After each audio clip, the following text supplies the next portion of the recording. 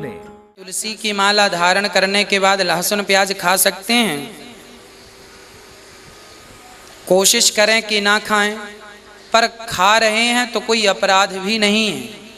लहसुन प्याज खाना कोई बुरी बात नहीं है। हाँ, तामसी होता है, इसीलिए लोग लहसुन प्याज को इग्नोर करते हैं। जैसे हमारे यहाँ मतलब यहाँ गौरी गोपाल अन्न क्षेत्र चलता है ना, 3 से 4 हजार लोगों का भोजन यहाँ रोज बनता है, परंतु किसी भी दिन किसी भी प्रकार से लहसुन प्याज का उपयोग यहाँ के भोजन में नहीं किया जाता। क्यों? क्योंकि लहसुन प्याज तामसी होता है। वैसे तो आयुर्वेद में लहसुन को अमृत की उपाधि दी गई है, प्याज को अमृत की उपाधि दी गई। आप लहसुन प्याज खा सकते हैं, पर दवाई के तौर पर, है ना, दवाई के तौर पर। जैसे मैं अपनी बात बताऊं, जब बहुत गर्मी पड़ती है ना, जैसे मार्च खत्म होता है और अप्रैल शुरू होता है, तो मार्च अप्रैल के बीच में ना बहुत गर्मी की शुरुआत होती है। उस समय हमारी दादी, बड़ी माँ, नानी ये कहा करती है कि जेब में प्याज रख लो, थोड़ी सी प्याज जेब में रख लो तो लू नहीं लगती। ऐसा बड़ी माँ कहती है, माताएं कहती हैं कि बेटा प्याज जेब में रख लो, लू नहीं लगेगी।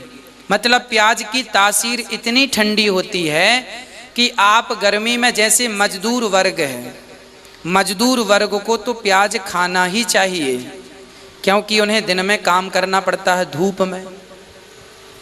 तो जो व्यक्ति धूप में काम कर रहा है वो प्याज खाए, पर स्वाद के तौर पर ना खाए, इस भाव से खाए कि मैं दवाई के तौर पे खा रहा हूं, ताकि लू की दवाई है ये लू की दवाई है।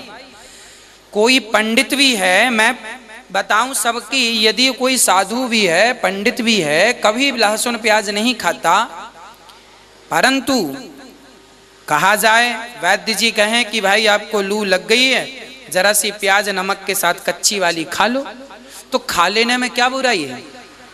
दवाई है वो।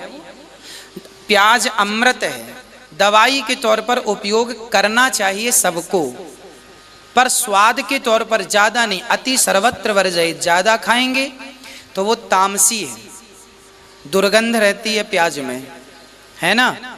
और भगवान को भोग इसलिए नहीं लगती। लहसुन प्याज की उत्पत्ति कहाँ से हुई वो भी मैं आपको विस्तार से समझा दूं, ताकि लहसुन प्याज का ये खटका आपका बार बार का समाप्त हो जाए। ये जो लहसुन प्याज की उत्पत्ति है, जब समुद्र मंथन हुआ और उसमें अमृत निकला, तो अमृत को देवताओं ने पिया। मोहिनी भगवान बांट रहे थे, नारायण मोहिनी बनकर बांट रहे थे अमृत। एक राक्षस ने अमृत को पी लिया धोखे से, नाम था राहु। वो देवताओं का रूप बनाया और अमृत को देवताओं के बीच में खड़ा होकर पी लिया। अब जब भगवान को पता चला कि इसने अमृत पिया, तो तुरंत उसने अमृत पिया था कि कुछ बूंद अंदर गई, कुछ 2 बूंद उसके मुंह पे थी, और भगवान ने सुदर्शन से उसका सिर काट दिया। तो उसके गले से होती हुई वो बूंद जो पेट में जाने वाली थी, चूंकि गला कट जाने से पेट में इतनी स्पीड से भगवान ने सिर काट दिया कि पेट में ना जाकर वो अमृत की 2 बूंद जमीन पर गिर गई। अमृत की बूंद जमीन पर गिरने से 1 बूंद लहसुन हो गई, 1 बूंद से प्याज हो गई। एक्चुअली आयुर्वेद में इन्हें अमृत कहा गया है, दोनों को, लहसुन और प्याज को। परंतु चूंकि एक राक्षस के गले से गुजरी है तो ये जूठी है, इसीलिए ये भगवान को भोग नहीं लगती, क्योंकि ये एक राक्षस के गले की जूठन है। अमृत भले अमृत है वो, पर है तो राक्षस का जूठन, इसीलिए वो भगवान को भोग नहीं लगती।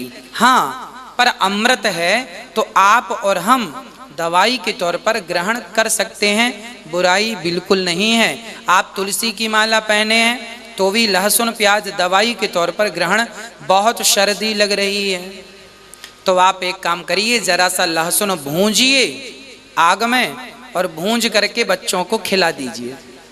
आप भी जरा लहसुन की 4-6 कली भूंज करके खा लीजिए। सर्दियों में शरीर गर्म रहता है, उससे सर्दी नहीं लगती, जल्दी बीमार नहीं पड़ता आदमी।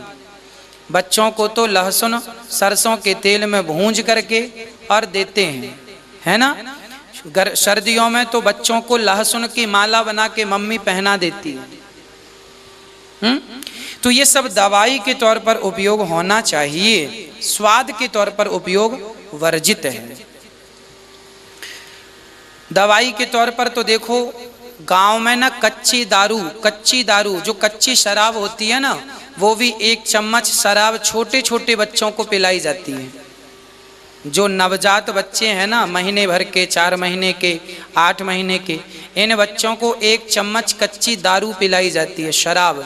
कच्ची दारू पिलाने से बच्चों को सर्दी जुकाम नहीं होता। गांव में पहले की परंपरा थी, बच्चों को कच्ची दारू पिला दी जाती, 1 चम्मच छोटे छोटे बच्चों को। क्या होता था उससे?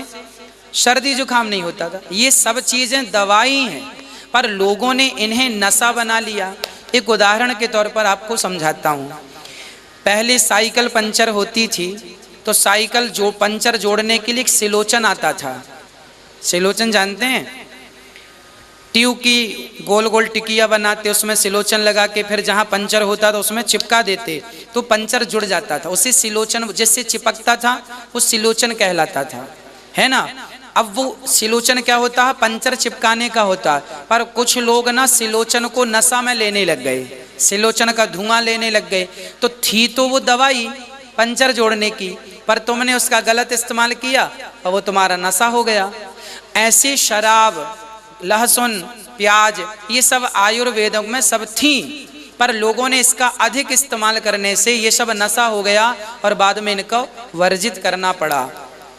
जो देसी शराब बनती है वो महुए की शराब बनती है। महुआ, गांव गांव में ना महुआ होता है। महुआ जानते हैं? आप कुछ और बोलते होंगे। महुआ होता है, सर्दियों गर्मियों के टाइम पे वो गिरता है और फिर उसके सुखा के उसके भाप से जो शराब बनती है वह कच्ची दारू कहलाती है, और वह बच्चों को पिलाने से सर्दी जुकाम दूर होता है, पर वो नशे के तौर पर वर्जित है। दवाई के तौर पर इस्तेमाल है, नशे के तौर पर नहीं है।